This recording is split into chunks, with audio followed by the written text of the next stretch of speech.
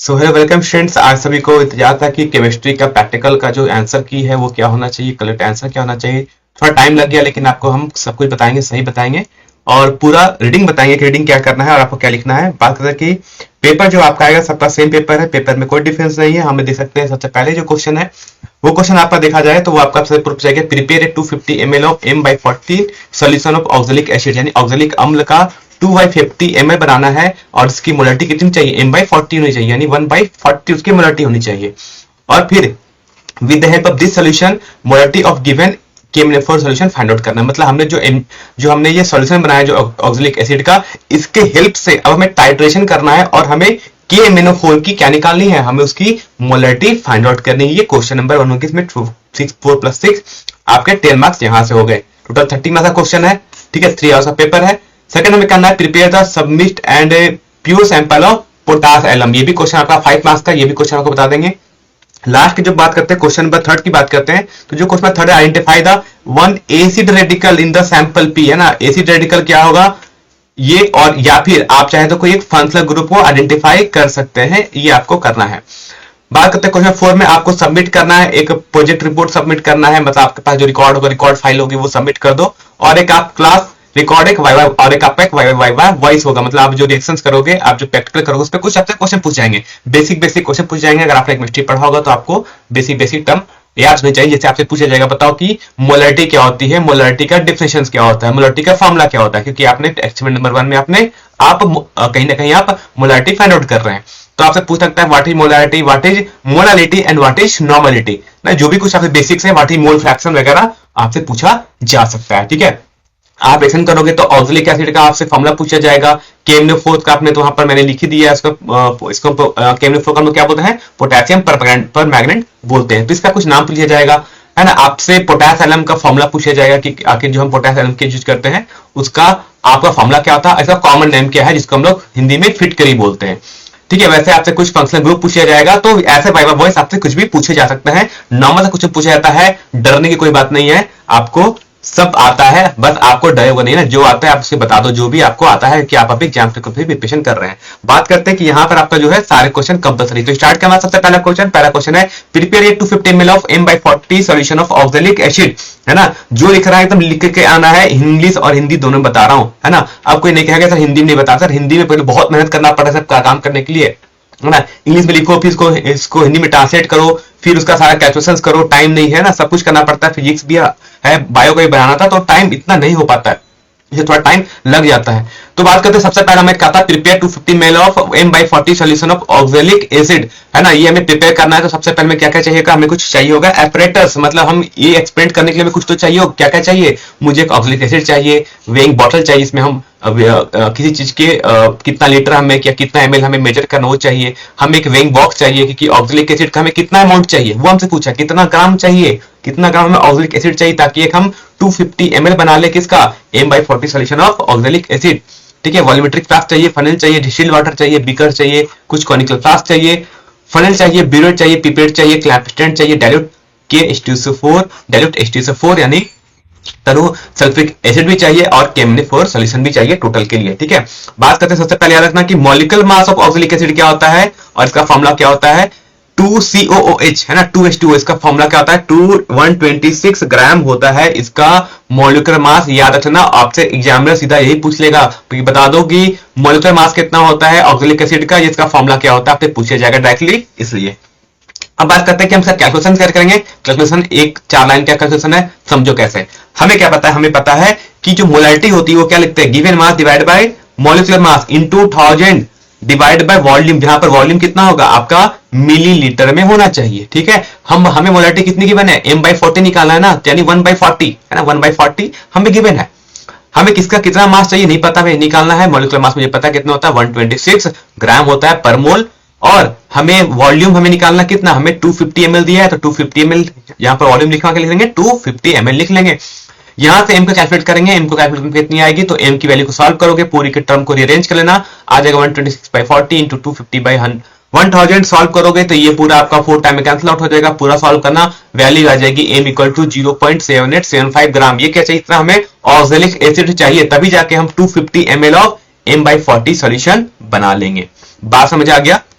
ये बन गया। अब आता है कि ये जो मैंने जो 250 ml सॉल्यूशन बनाया है, इतना ग्राम तो चाहिए, लेकिन कैसे बनाएंगे, हमने उसमें ml चाहिए ना, वो ml है क्या, वो वाटर है, क्या चीज है, 250 ml, वो तो लिक्विड है। हम यानी हमारे पास इतना ग्राम ऑक्सैलिक एसिड आ गया, ये वो जो कि सॉलिड फॉर्म में, उसको हम किसी चीज में डिसॉल्व करेंगे। अब किस चीज में हमें डिसॉल्व करना है, वो आगे हम देखते हैं प्रोसीजर कि हमको कैसे डिसॉल्व करेंगे।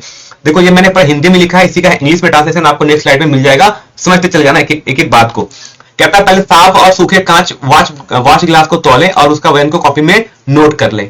उसके बाद वजन सटीक है ना, इतना ऑक्सैलिक एसिड जो अभी हमने कैलकुलेट किया है, उसको आप वॉच ग्लास के शीशे पर रखेंगे और उसका वजन को नोटबुक में दर्ज कर लेंगे, नोटबुक में लिख लेंगे। अब तौले हुए ऑक्सैलिक एसिड की को वॉच ग्लास से निकालकर एक साफ 250 ml वाले बीकर में डाल लो। अब आपने जो इसको जो मेजर कर लिया, इसको क्या करो, आप एक बीकर में डाल लो, ठीक है। अब 10 ml क्या करो, H2SO4 बीकर में डालो। देखो क्या करा ना कि अब उसमें हम 10 ml क्या डालें, H2SO4 में डालिए, बीकर में डालिए। तो करना कैसे है, देखो ऐसे मान लो मेरे पास अगर एक ऐसा बीकर है ना, तो उसमें मैंने क्या डालिया, सबसे पहले मैंने जो हमने मेजर किया था ऑक्सैलिक एसिड, वो मैंने डाल दिया, ठीक है, ऑक्सैलिक एसिड डाल दिया। अब कहता है इसमें 10 ml क्या डालो, उसमें 10 ml डालो, H2SO4 डाल लेंगे। उसके बाद क्या करेंगे, अब देखो जब मैंने ये ऑक्सैलिक एसिड किसमें मेजर किया था, वॉच ग्लास में, तो हो सकता है कि वॉच ग्लास में कुछ पार्टिकल्स ऑक्सैलिक एसिड का बचा रह गया हो, है ना, क्योंकि मुझे एग्जैक्टली तो मुझे एग्जैक्टली कितना चाहिए, 0.775 ग्राम। तो कुछ हो सकता है कि वॉच ग्लास में जब मैंने डाला था तो उसमें कुछ पार्टिकल्स बच सकते हैं। अब क्या करेंगे, तो कहता है अब वॉच ग्लास को आंसू जल से धोएं, मतलब आपको डिस्टिल्ड वाटर से क्या करो, उसमें थोड़ा डालना है और उसको थोड़ा सा रब करके क्या करो, उसको फिर से सबको बीकर में डाल दो, यानी इसको रब करो और यहाँ से इसमें थोड़ा डाल दो डिस्टिल्ड वाटर और उसको फिर से डाल दो बीकर में, ताकि आपका जितना कुछ भी था इसमें आपका ऑक्सैलिक एसिड सॉलिड फॉर्म में वो सबका चला गया, बीकर में चला गया, ठीक। अब क्या करें, ऑक्सैलिक एसिड को घोल लेंगे, ऑक्सैलिक एसिड को हम घोल लेंगे। उसके बाद हमें क्या करना है, मुझे एग्जैक्टली 250 ml चाहिए। अभी देखो सुन, पहले मैंने थोड़ा सा क्या मिला लिया था, H2SO4 10 ml, और कुछ मैंने अभी इसमें वाटर मिला लिया, कितना मिलाया मुझे नहीं पता, ठीक है, लेकिन जो टोटल इसका जो मेजर होना चाहिए वो कितना होना चाहिए, 250 ml होना चाहिए। तो मतलब मान लो ये मिला 250 ml है, तो क्या करेंगे, अब इसको इस विलियन में हम सावधानी से 250 ml वाले फ्लास्क में स्थानांतरित करेंगे। अब क्या करना है कि ये जो बीकर है, बीकर में क्या करेंगे, धीरे धीरे क्या करना है आपको ना, इसमें और आपको डिस्टिल्ड वाटर को डालना है, धीरे धीरे उसमें डालते रहें, ठीक है। और मापक में आंसू जल को तब तक मिलाइएगा जब तक विलियन फ्लास्क पर आंशिक चिन्ह के ठीक नीचे आ जाए।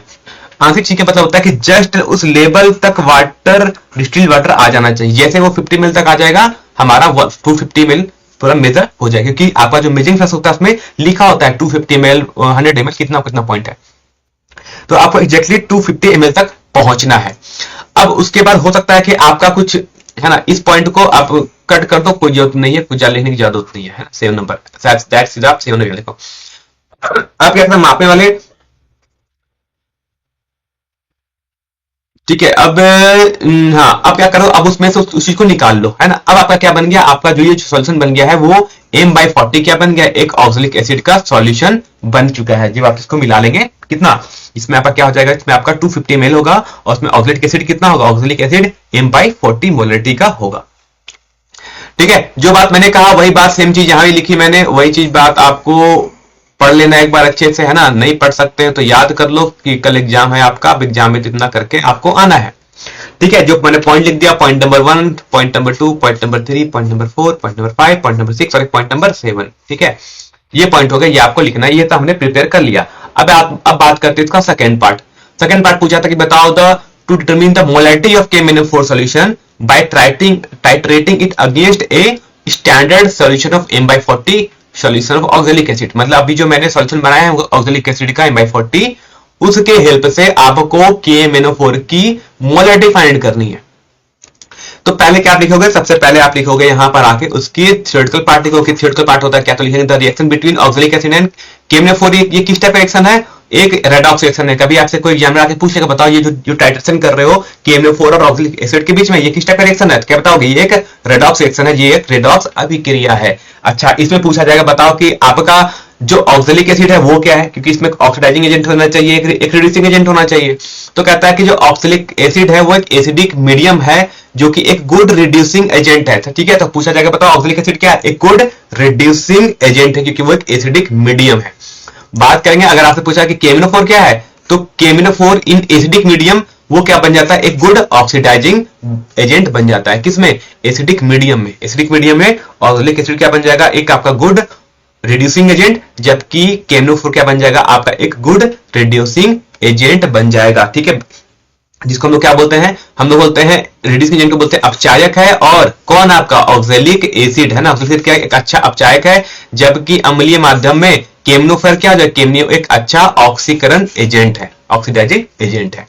अब क्या करना है आपको, ये रिएक्शन याद रख के चलना है पूरा ना, ये रिएक्शन है जो आपको लिख के आना है, यानी इस रिएक्शन को हम इस प्रकार से लिख सकते हैं।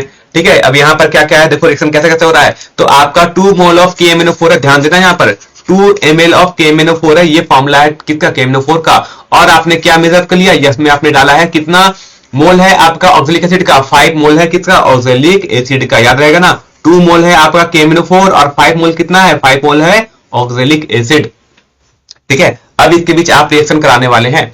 ठीक, अब इसका रिएक्शन कराएंगे तो क्या होगा, पूरा का पूरा रिएक्शन। अब हम बात करते हैं कैलकुलेशन के, और उससे पहले बात करेंगे कि आपको करना क्या है। ये इसका पूरा प्रोसीजर है ना, क्या करना है, पहले 250 ml हमने जो क्या बनाया था, 250 ml prepared oxalic acid solution बनाया था, जिसको प्रिपेयर आउट करना किसमें, एक टाइट्रेटिंग फ्लास्क में। टाइट्रेटिंग फ्लास्क क्या होता है आपको पता होगा, टाइट्रेटिंग फ्लास्क आपको एग्जाम में देखना कुछ इस टाइप का फ्लास्क होता है, ऐसे है ना, इसे बोलते हैं टाइट्रेटिंग फ्लास्क बोलते हैं। उसमें क्या करो, सबसे पहले 250 ml ऑक्जेलिक एसिड डाल लो। ठीक, अब कहता है burette was filled and range with this given KMnO4 solution. आपको एक मिलेगा ब्यूरेट आपने सही देखा होगा एक्सपेरिमेंट में, ऐसे बना होता है ना, ये क्लैंप किया हुआ रहता है। अब इस क्लैंप में, इस ब्यूरेट में क्या फिलअप कर दो, इस ब्यूरेट में फिलअप कर देंगे हम KMnO4 सॉल्यूशन। ये ब्लू कलर से क्या बनाया मैंने, ये बन गया हमारा KMnO4 सॉल्यूशन। ठीक है, इसमें क्या नीचे में आपके बीकर में क्या लिया है आपने, ये कॉनिकल फ्लास्क में क्या लिया है, कॉनिकल फ्लास्क में आपने ये जो टाइटेनियम फ्लास्क, इस पे आपने क्या लिया, इसमें आपने लिया है ऑक्जेलिक एसिड।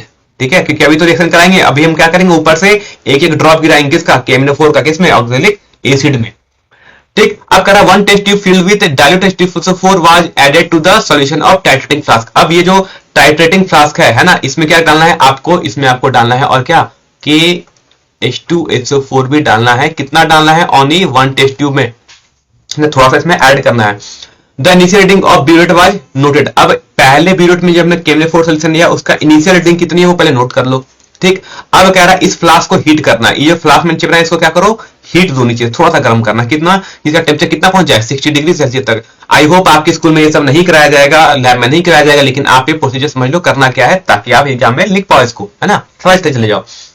अब इसको हीट करेंगे। हीट क्यों करते हैं, तो पूछा जाएगा, अभी आपसे कुछ पूछेगा एग्जाम में, इसको हीट क्यों कर रहे हो, तो हमें पता है हीट करने से क्या होता है, रिएक्शन फास्ट होता है। रिएक्शन को बढ़ाने के लिए, रिएक्शन फास्ट, इसलिए हम क्या कर रहे हैं, सॉल्यूशन को हीट कर रहे हैं, क्योंकि टेम्परेचर बढ़ने पर रिएक्शन बढ़ता है ना, उसकी रेट बढ़ती है रिएक्शंस की, इसलिए। अब कह रहा है कि KMnO4 सॉल्यूशन को क्या करना है, added from the burette to the titrating flask till a permanent magnet pink colour was imported to the solution in the titrating flask. तब तक मिलाओ जब तक इसका कलर क्या हो जाए, permanent light pink colour was imported हो जाए, उसमें आ जाए कैसा कलर, पिंक कलर हो जाए। ठीक है, उसके बाद आप क्या करो, जैसे ही आप एक एक ड्रॉप मिलाते चले जाओगे, ये जो आपका सॉल्यूशन बना हुआ है ये पिंक कलर का बन जाएगा टाइट्रेटिंग फ्लास्क में।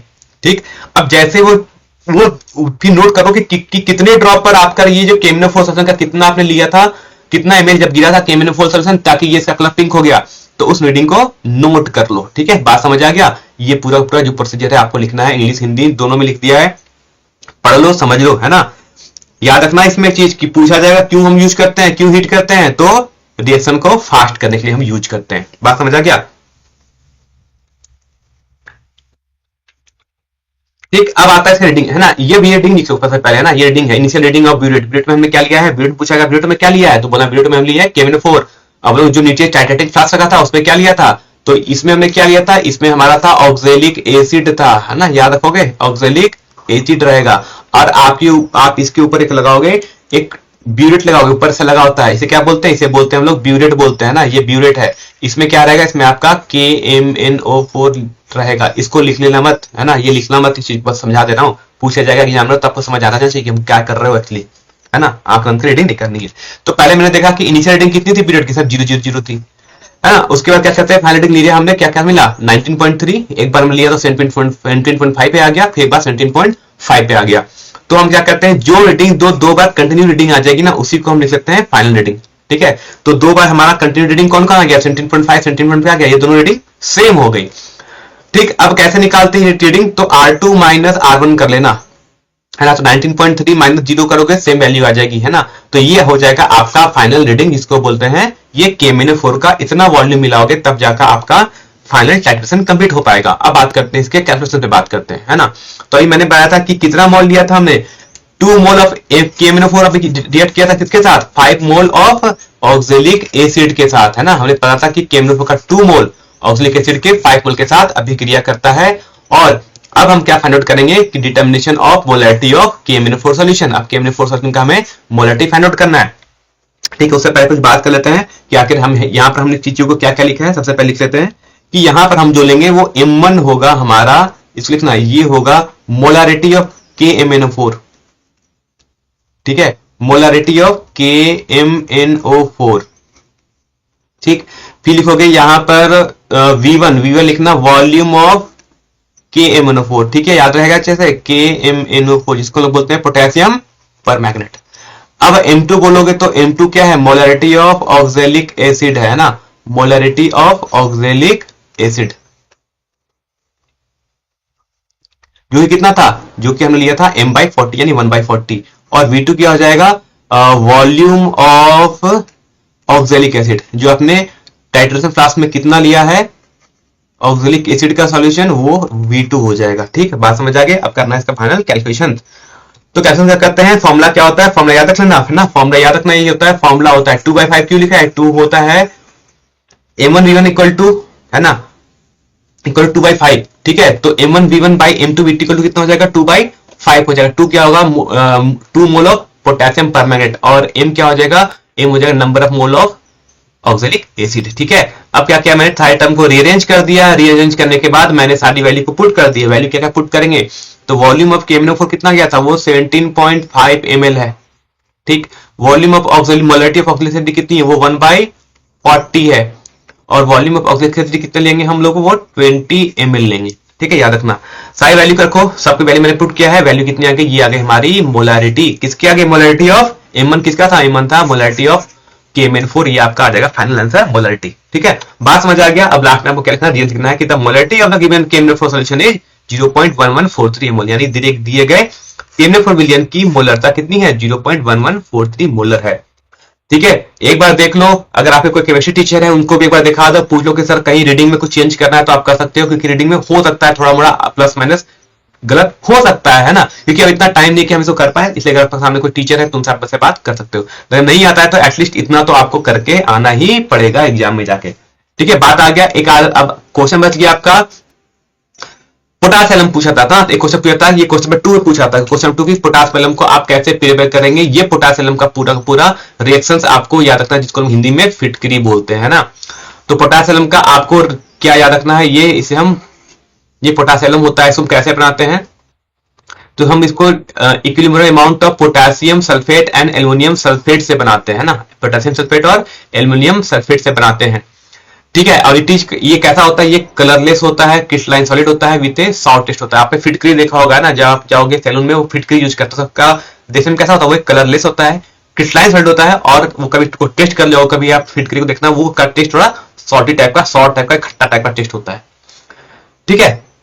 इसको हिंदी में क्या बोलते हैं, फिटकरी बोलते हैं। ये इसका फॉर्मूला है जो आपको याद रखना है, क्या, पोटास एलम का फॉर्मूला ये रहा, पोटास एलम है ना, जो मैंने कर दिया येलो कलर से, यही आपका क्या है, पोटास एलम का फॉर्मूला है। पोटास एलम का फॉर्मूला आप याद रखेंगे, एग्जाम आपसे पूछ सकता है, ठीक है। कैसे बनाओगे एक बार थोड़ा पढ़ लेना है ना, अब इतना मैं आपके पास दिख दिया है, एक बार देख लो, समझ लो।